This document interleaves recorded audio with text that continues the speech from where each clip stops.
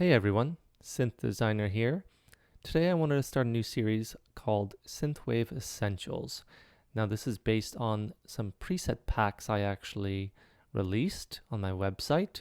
Here's the link. And I wanted to talk about a lead sound I created called Orbit. So it's a very lush kind of synth sound that's pretty typical in a lot of synthwave music. It could be used as a lead, and it could even be used as kind of chords if you want.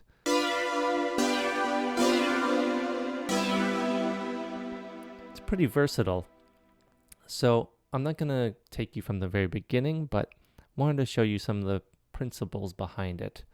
So I started with the PWM Juno on both oscillators. Let me just zoom in here so I can show you. Now, as you'll see in the fine section here, one is at 5, the other one's at -8, and this kind of creates a different kind of a phasey type of sound to it. So let me just take it down a notch and I'll show you how it affects the sound. So it sounds pretty good still, but it doesn't have that width and that phasiness to it. You see? So it really changes the dynamic there. And again, over here, you'll see that there's a bunch of unison to it. Now I'll take it down and show you how it sounds without it.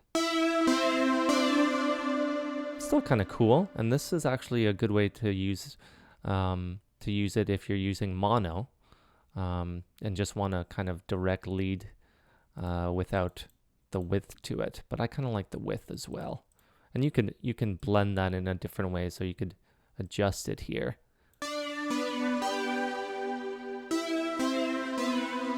Make it wider or make it narrower, whatever works for your song. Let's head down to check out the envelopes. So both envelopes are pretty similar. There's a kind of a significant decay and sustain here. Now I don't want the sound to be too loud and too sustained here. You could hear that wishy-washy kind of sound to it once the sustain goes up. So let's turn that back down. The decay is important too, because if you have it too short, kind of this almost plucky sound to it. Whereas as I want a kind of a more lush sound to it. The release is also very important. As you could hear, it just kills the sound instantly. You want to kind of flow out of it. Now the LFOs here. The LFOs actually control the wavetable position on both oscillators. So let me just zoom out and show you how that works. You'll see here I kind of put them in a very similar position. Let's just take it off and see how that sounds.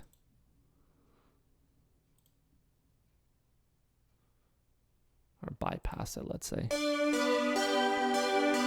That sounds pretty good, but we want that kind of movement to it, which is what LFOs do.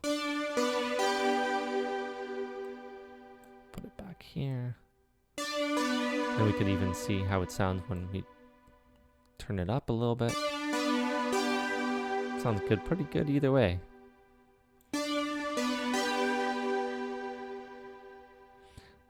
Now, the filter here really cuts out kind of those harsh upper range harmonics, but really doesn't do a ton. So, let's go into the effects rack. The effects, I have a little bit of distortion and drive to it, but not too much. Makes a little bit of a difference, not too much, just enough to add a little bit of color to it.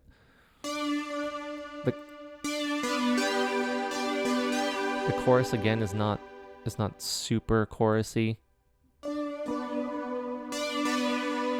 Adds just a little bit to it, a little bit of width.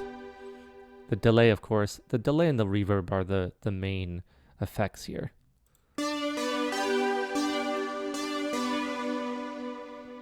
You can really hear out in the tail.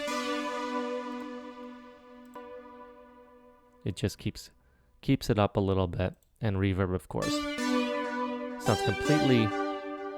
Sounds completely dead without the reverb, really. So that's basically it.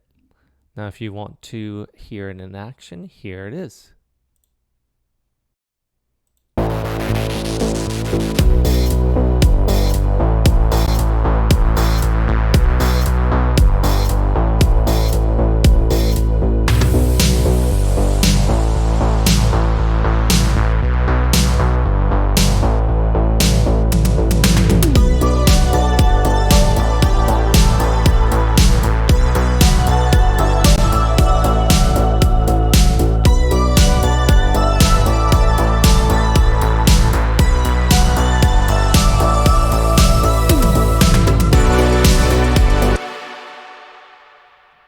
That was actually a snippet from my song Odyssey. Thanks for watching, and I'll see you next time.